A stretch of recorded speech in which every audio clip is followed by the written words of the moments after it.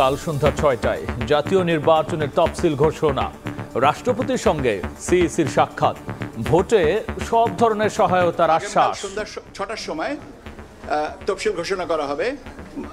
মাননীয় প্রধান নির্বাচন কমিশনার উনি জাতির উদ্দেশ্যে ভাষণ দেবেন, এখানে তফসিল ঘোষণা করে দিবেন। নতুন দেশ গড়তে সবাইকে গণভোটে উদ্বুদ্ধ করার তাগিদ প্রধান উপদেষ্টার। ইউএনওদের সঠিকভাবে নির্বাচনী দায়িত্ব পালনের নির্দেশ। নতুন বাংলাদেশ বানাচ্ছি, সেটার ভিত তৈরি করা এই নির্বাচন। গণভোটটা সুন্দরভাবে হয়, বিপুলভাবে হয়, আগের থেকে তাকে পড়াবে, মন ঠিক করে আসেন, হাতে দেবেন নাতে দেবেন। দেখছিলেন প্রধান শিরোনাম, রাতের সময় সঙ্গে আছি আমি গোলাম রাব্বি। এবার অন্যান্য শীর্ষ সংবাদ। বিএনপির মতো পরিকল্পনা কেউ পারেনি দিতে, ধানের শীষকে জয়ী করে দেশ রক্ষার আহ্বান তারেক রহমানের। স্বৈরাচারী আমলের গুম খুন আর ফিরতে না দেওয়ার প্রত্যয়।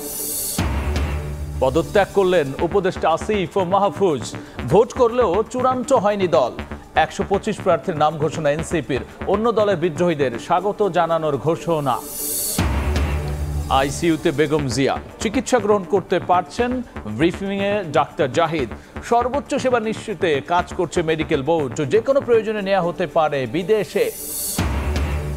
ইন্টারনেট বন্ধ করে গণহত্যা আড়ালের মাস্টার মাইন্ড জয়। বিদেশি নাগরিকত্ব নিলেও বিচারে বাধা নেই বলছে প্রসিকিউশন। বিদেশি আইনজীবী নিয়োগ চান সালমান আনিসুল। এবং রাজশাহীতে প্রায় ৭ ঘন্টা ধরে গভীর নলকূপের পাইপে আটকা ২ বছরের শিশু উদ্ধারের আকুতি পরিবারের। প্রাণপণ চেষ্টা ফায়ার সার্ভিসের। ঘটনাস্থলে শত শত মানুষের ভিড়।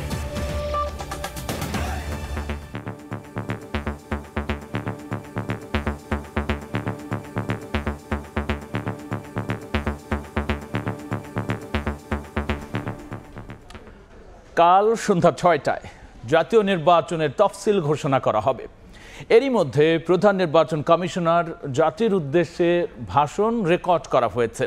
এর আগে দুপুরে ত্রয়োদশ জাতীয় সংসদ নির্বাচন ও গণভোটের বিষয়ে বঙ্গভবনে রাষ্ট্রপতির সঙ্গে বৈঠক করে নির্বাচন কমিশন।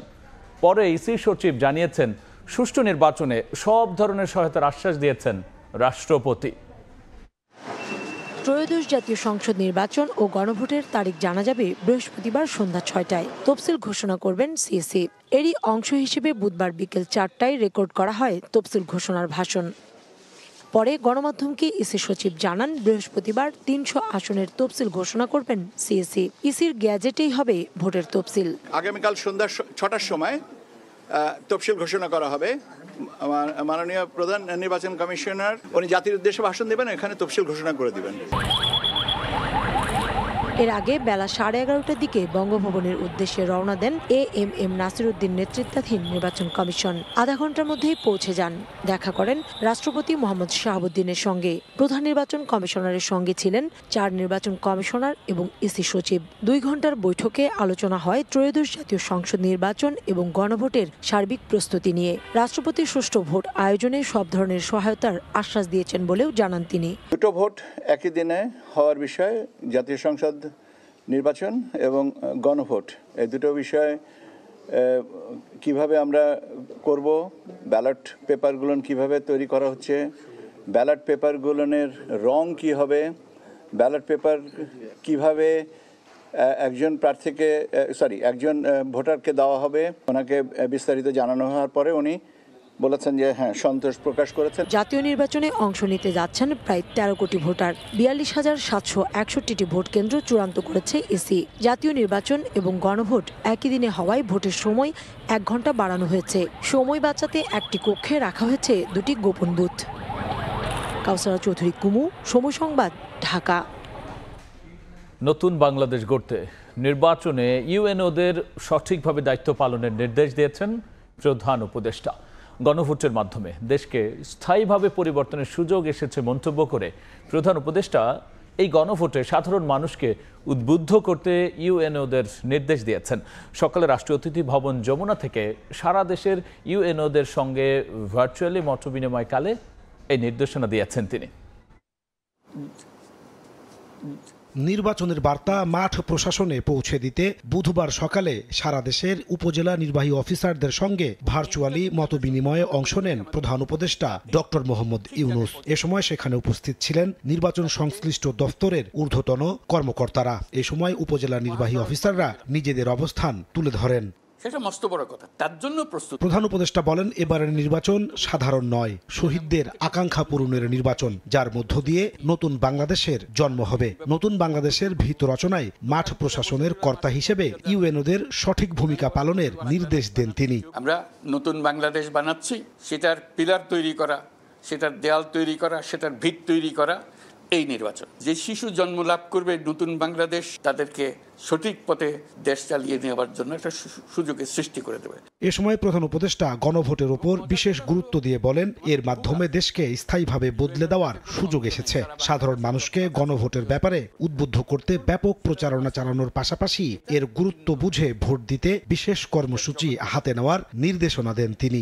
নির্বাচনের দিন গণভোটটা সুন্দরভাবে হয়, বিপুলভাবে হয়। শুধু সুন্দর হলে হবে না, বিপুলভাবে হতে হবে। এবং নির্বাচনের দিন, গণভোটের দিন এই লম্বা ফিরিস্তি পড়ার সময় হবে না, তখন আগের থেকে তাকে পড়াবে। ভাই আগে পড়ে আসেন, আপনি ওই দিন আর সময় পাবেন না পড়ার, মন ঠিক করে আসেন।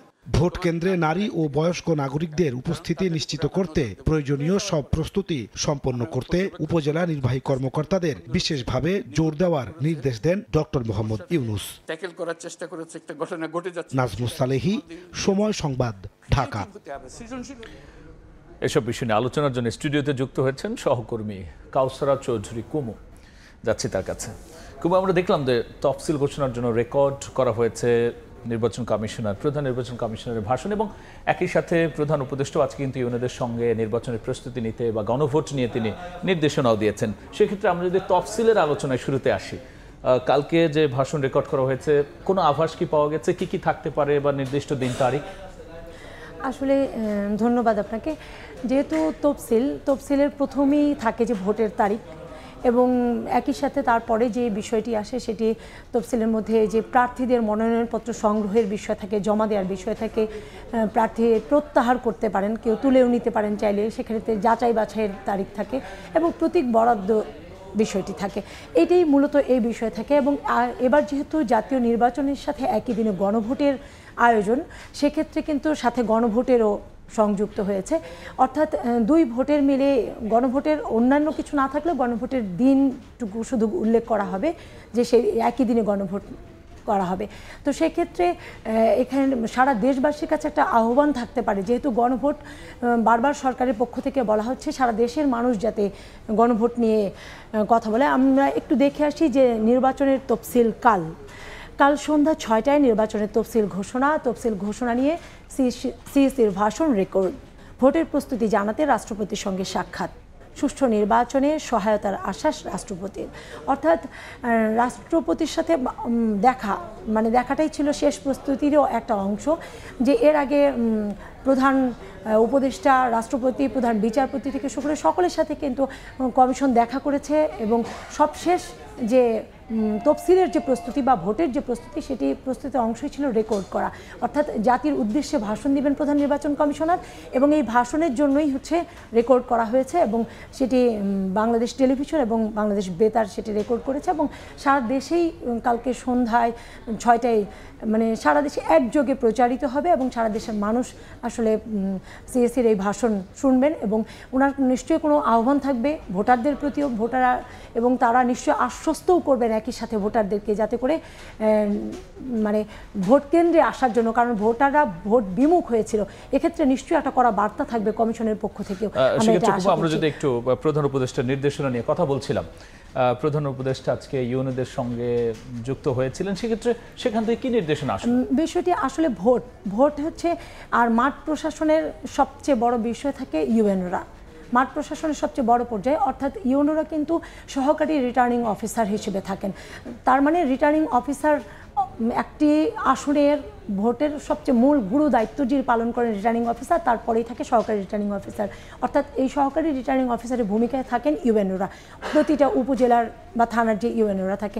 সেক্ষেত্রে তাদের বার্তাটাই কঠিন, কারণ অতীতে নানা রকম সমালোচনা হয়েছে প্রশাসন এবং আইন শৃঙ্খলা বাহিনীকে নিয়ে।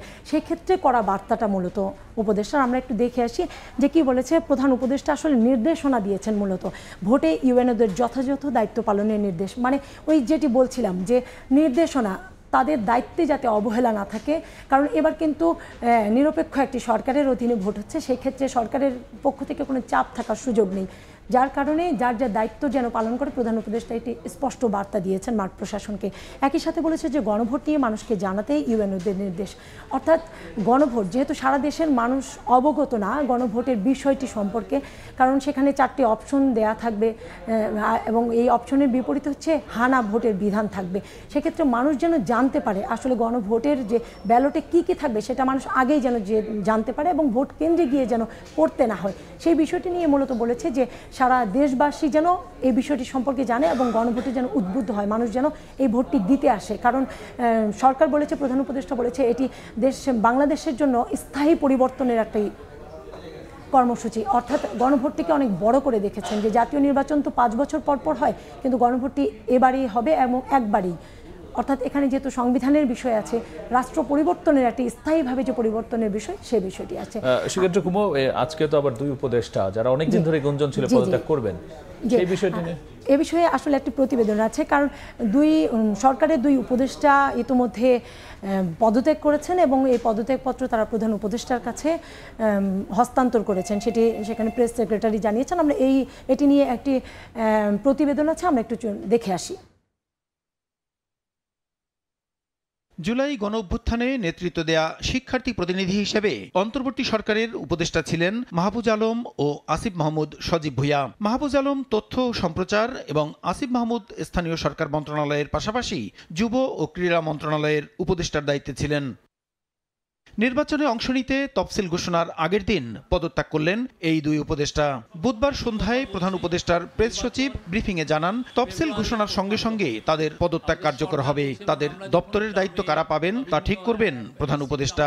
তথ্য সম্প্রচার উপদেষ্টা মোহাম্মদ মাহফুজ আলম এবং স্থানীয় সরকার, পল্লী উন্নয়ন, সমবায় মন্ত্রণালয় এবং যুব ক্রীড়া মন্ত্রণালয়ের উপদেষ্টা আসিফ মাহমুদ সজীব ভুঁইয়া বিকেল 5টা নাগাদ প্রধান উপদেষ্টা প্রফেসর মোহাম্মদ ইউনূসের কাছে তাদের পদত্যাগপত্র জমা দিয়েছেন। তাদের পদত্যাগ নির্বাচন কমিশন তফসিল ঘোষণার সাথে সাথে কার্যকর হবে। এর আগে বিকেলে সচিবালয়ে সংবাদ সম্মেলনে আসিফ মাহমুদ জানান, আগামী নির্বাচনে অংশ নেবেন তিনি, তবে কোন আসন বা কোন দল থেকে প্রার্থী হবেন তা স্পষ্ট করেননি। আমি নির্বাচন করব, এটা স্পষ্টভাবেই বলা যায়, কিন্তু কোথায় করব, কোন দল থেকে করব সেটা পরবর্তী ডিসকাশন। ইতিমধ্যে আমি সম্পদের হিসাব বিবরণী আজকে সকালেই দাখিল করেছি এবং আমার যে কূটনৈতিক পাসপোর্ট আছে সেটাও আমি ক্যান্সেল করেছি। শেখ হাসিনার সরকার পতনের পর 2024 সালের 8 আগস্ট গঠিত অন্তর্বর্তী সরকারের উপদেষ্টা হিসেবে প্রথমে যুব ক্রীড়া ও শ্রম মন্ত্রণালয় এবং পরে স্থানীয় সরকার, পল্লী উন্নয়ন ও সমবায় মন্ত্রণালয়ের দায়িত্ব পান আসিফ মাহমুদ। একই বছরের 10 নভেম্বর উপদেষ্টা হিসেবে শপথ নেয়ার পর চলতি বছরের 26 ফেব্রুয়ারি তথ্য ও সম্প্রচার মন্ত্রণালয়ের দায়িত্ব নেন মাহফুজ আলম। প্রসূন আশিস, সময় সংবাদ, ঢাকা। দেখছিলাম 2 উপদেষ্টার পদত্যাগপত্রের সেক্ষেত্রে আমরা যদি আলোচনা একটু সামনের দিকে বাড়াই, তারা যদিও নিশ্চিত করে কয়েকদিন ধরে বলছেন পদত্যাগ করবেন, কিন্তু আজও পর্যন্ত বললেন যে কোন দল থেকে আসলে নির্বাচন করবেন সেটি এখনো স্পষ্ট না। কোনো বিষয় কি জানতে পেরেছেন পেছনে? ইতিমধ্যে এখনো কোনো আভাস পাওয়া যায়নি, তবে আলোচনা তো নানাভাবেই চলছে। কেউ বলছেন যে বিএনপি থেকে অংশ নেবেন, কেউ বলছেন এনসিপি থেকে, যদিও তারা বিষয়টি এখনো খোলাসা করেনি, জনগণের সামনে অন্তত খোলাসা করেনি। তবে বলেছেন এটুকু যে ইতিমধ্যে কিছু অল্প সময়ের মধ্যেই হয়তো সেটি মানুষকে জানাবে তারা এবং সামনে আসবে বিষয়টি যে কোন দল থেকে। একটু যদি শুনি যে একটা মানুষ তো দুটোই দেখতে পাচ্ছে তাদের রোল, একটা হচ্ছে সরকারের অংশ ছিল, এখন সরকারের বাইরে, সেক্ষেত্রে মানুষের প্রতিক্রিয়া কেমন, যে কিভাবে নিচ্ছে তাদের আসলে? আসলে মানুষের প্রত্যেকটা তারা তো শুরু থেকেই বলে আসছিল, এই গুঞ্জন কিন্তু শুরু থেকেই ছিল যে তারা নির্বাচন করবেন। তো মানুষের একটি ধারণা যেহেতু তারা এনসিপির পক্ষ থেকে, সেই ক্ষেত্রে হয়তো এনসিপি থেকেই তারা করবেন, এটি সাধারণ মানুষের একটি প্রত্যাশা, যেহেতু তাদের নতুন দল এবং কিশোর তারা ওই বয়সটাকেই তারা মনে করছেন যে নতুন দলের সদস্য হিসেবে তারা ওই দল থেকে হয়তো করবে, মানে ভোটের লড়াইটুকু করে যাবেন। এখানে বলা হচ্ছে যে 2 উপদেষ্টার পদত্যাগ, উপদেষ্টা আসিফ ও মাহফুজের পদত্যাগ ইসির তফসিল ঘোষণার পর কার্যকর হবে। কোন দল থেকে ভোটে অংশ নেবেন সিদ্ধান্ত হয়নি। বলছে একটু যদি দেখি যে ইসির তফসিল ঘোষণার পর কার্যকর হবে, অর্থাৎ এটি কিন্তু প্রার্থীর আচরণ বিধিমালাতেই স্পষ্ট আছে যে সরকারের পদে থেকে কেউ নির্বাচন করতে পারবে না। যেহেতু তারা সরকারের পদে বহাল ছিলেন, যার কারণে নির্বাচন করতে গেলে তাদেরকে পদত্যাগ করতে হবে। পদত্যাগ করলেই কেবলমাত্র তারা নির্বাচনে নিজেও প্রার্থী হতে পারবেন, অথবা কারো যদি পক্ষে প্রচারণা চালান সেই ক্ষেত্রে করতে পারবেন।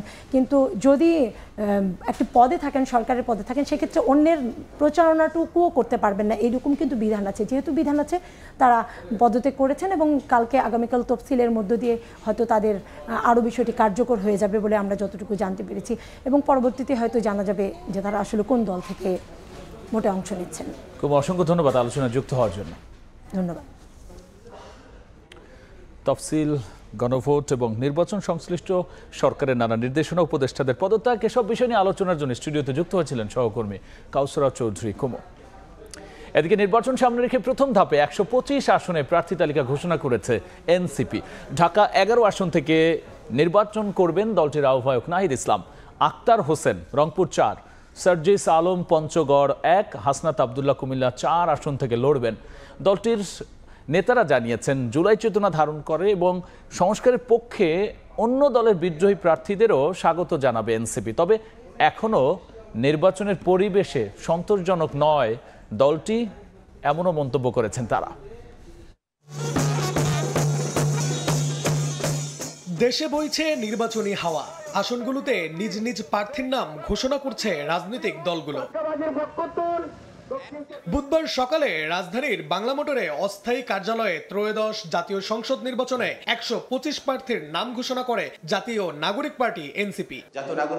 জানানো হয় ঢাকা 11 থেকে ভোটে লড়বেন দলের আহ্বায়ক নাহিদ ইসলাম। এছাড়া সদস্য সচিব আক্তার হোসেন রংপুর 4, সার্জিস আলম পঞ্চগড় 1, হাসনাত আবদুল্লাহ নির্বাচন করবেন কুমিল্লা 4 আসন থেকে। রংপুর 4 আমি নিজে।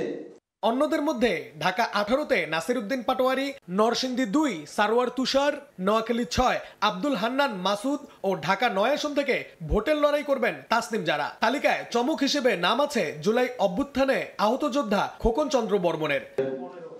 জুলাই চেতনা ধারণ করে এবং সংস্কারের পক্ষে থাকা অন্য দলের বিদ্রোহী প্রার্থীদের স্বাগত জানাবে এনসিপি। কোন ধরনের অভিযোগ আসে জাতীয় নাগরিক পার্টি এনসিপি যাচাই বাছাই করে মনোনয়ন বাতিল করার সিদ্ধান্ত গ্রহণ করবে।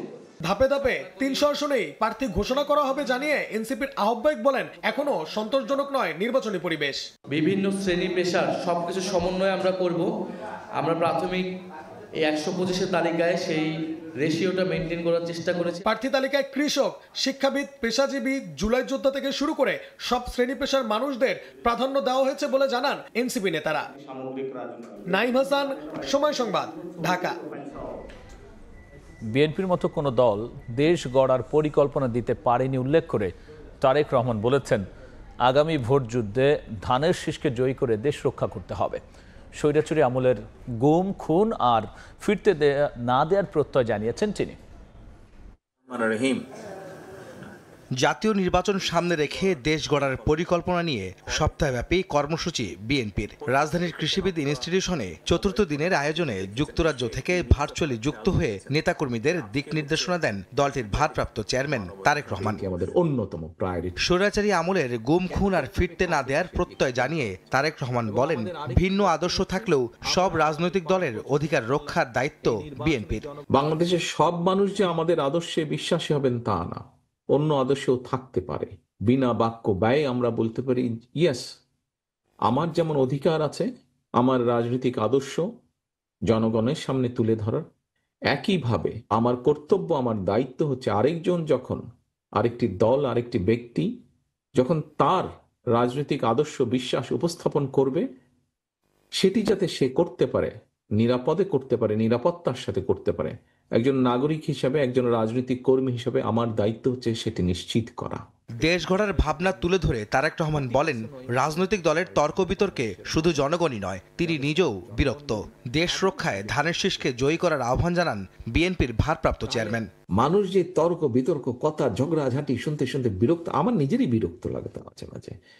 এই যেসব কথাবার্তা আমার নিজেরই বিরক্ত লাগে, তাহলে বুঝেন সাধারণ মানুষের কতটা বিরক্ত লাগে। তুমি রাজনৈতিক দল, তুমি নিজেকে ডিমান্ড করছো তুমি বাংলাদেশের জনপ্রিয় দল, তাহলে বলো তুমি আমার জন্য কি করবে, তোমাকে যদি আমি সুযোগ দেই। আমার তো মনে হয় মানুষ বোধহয় এখন সোজা স্ট্রেট কাট এই কথাই বলছে। সামনে যে নির্বাচন, এই নির্বাচনে আমরা জনগণের রায় চাই, জনগণের সমর্থন চাই। ধানের শীষকে জেতানোর মাধ্যমে দেশকে রক্ষা করতে হবে। প্রথম বাংলাদেশ আমার শেষ বাংলাদেশ, এবং সবার আগে বাংলাদেশ, নো কম্প্রোমাইজ। এর আগে একই কর্মসূচিতে যোগ দিয়ে বিএনপির স্থায়ী কমিটির সদস্য মির্জা আব্বাস বলেন, সংস্কারকে ক্ষমতায় যাওয়ার সিঁড়ি ভাবছে অনেকে। একটা সংস্কার ওনারা খুব শিওর হয়ে জানেন যে তাদেরকে এমন একটা সংস্কার করতে হবে যে সংস্কারটা করলে তারা ক্ষমতা যেতে পারবে। আহমেদ সালেহিন, সময় সংবাদ, ঢাকা। সিসিইউ থেকে আইসিইউতে স্থানান্তর করা হলো বিএনপি চেয়ারপারসন বেগম খালেদা জিয়াকে। এমনটাই জানিয়েছেন তার ব্যক্তিগত চিকিৎসক ডাক্তার AZM জাহিদ হোসেন। বলেন, ডাক্তারদের চিকিৎসা গ্রহণ করতে পারছেন বেগম জিয়া। রাতে রাজধানীর এভারকেয়ার হাসপাতালে সাংবাদিকদের এসব কথা বলেন তিনি। দেশে সর্বোচ্চ চিকিৎসা নিশ্চিতে কাজ দেশি বিদেশি চিকিৎসকদের সমন্বয়ে গঠিত মেডিকেল বোর্ড। সামাজিক মাধ্যমে অনেক গুজব ছড়ানো হচ্ছে দাবি করে অতি আবেগের বশবর্তী হয়ে ভুল তথ্য না ছড়ানোর জন্য সবাইকে আহ্বান জানান ডাক্তার জাহিদ।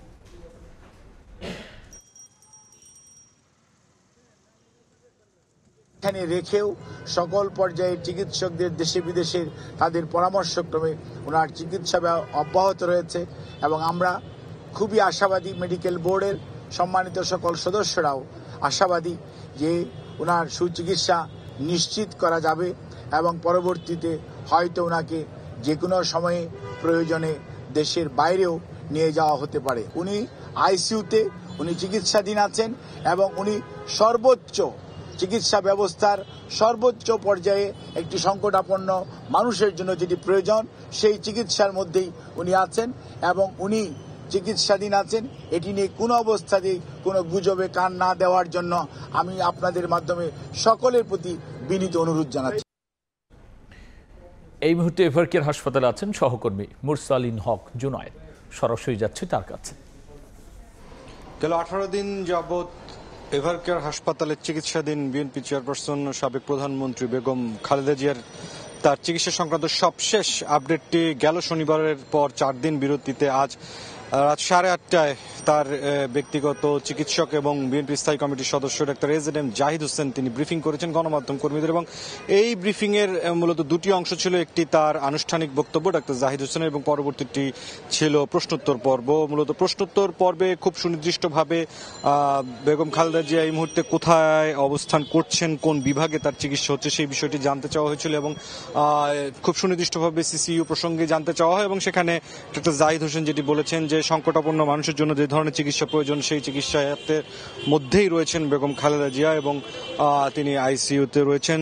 পাশাপাশি তার কোনো উন্নতি বা কি অবস্থায় আছে শারীরিক পরিস্থিতি সেটি এর ব্যাপারেও জানতে চাওয়া হয়েছে এবং সেই জায়গাটিতে ডাক্তার জাহিদ হোসেন যে বিষয়টি জানিয়েছেন যে কোনো ধরনের গুজবের থেকেই সকলকে বিরত থাকার পরামর্শ দিয়েছেন এবং জানিয়েছেন যে মেডিকেল বোর্ডের যে আপ্রাণ চেষ্টা, তারা যেই চিকিৎসা পদক্ষেপগুলো নিচ্ছেন সবকিছুতেই বিএনপি চেয়ারপারসন কিন্তু সাড়া দিচ্ছেন।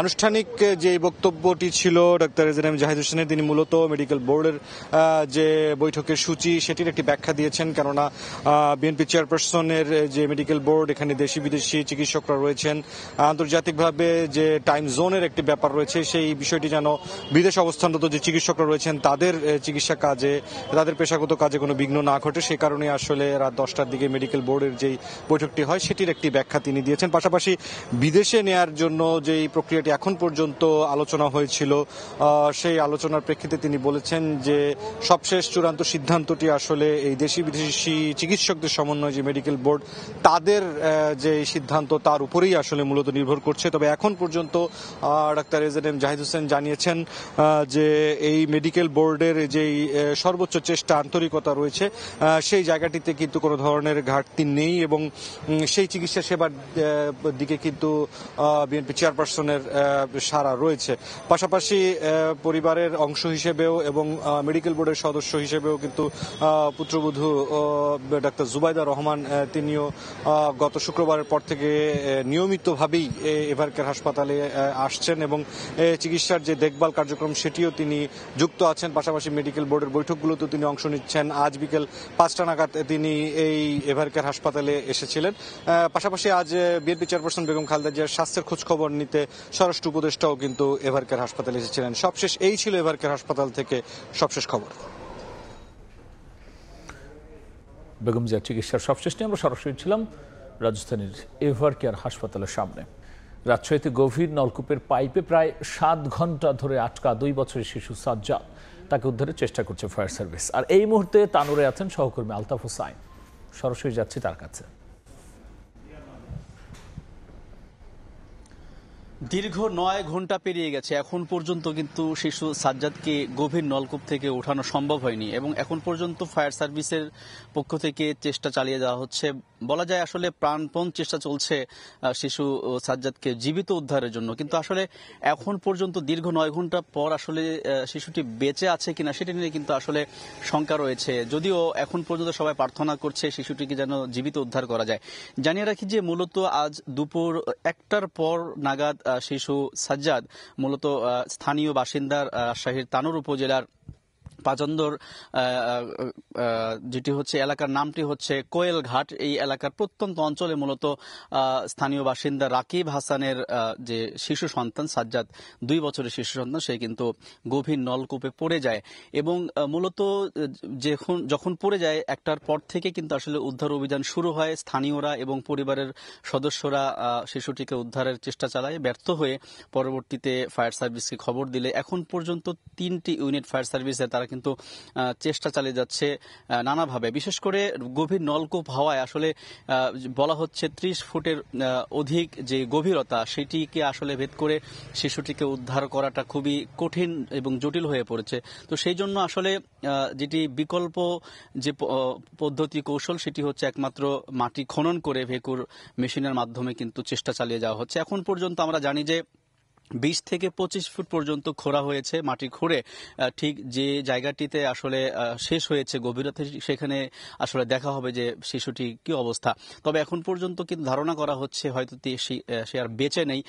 তবে আমরা দেখেছি যে এই ঘটনাকে বলা যায় মর্মান্তিক একটি দুর্ঘটনা এলাকায়, এর ফলে শোকের ছায়া নেমে এসেছে এবং স্থানীয়রা যারা আছেন তারা কিন্তু এই জায়গাটি বলে রাখা ভালো যে বরেন্দ্র উন্নয়ন কর্তৃপক্ষের একটি পরীক্ষামূলক সেচ প্রকল্প ছিল, এটি স্থাপনা ছিল, সেটি মূলত আসলে প্রায় 1 বছর ধরে এটি পরিত্যক্ত অবস্থায় ছিল।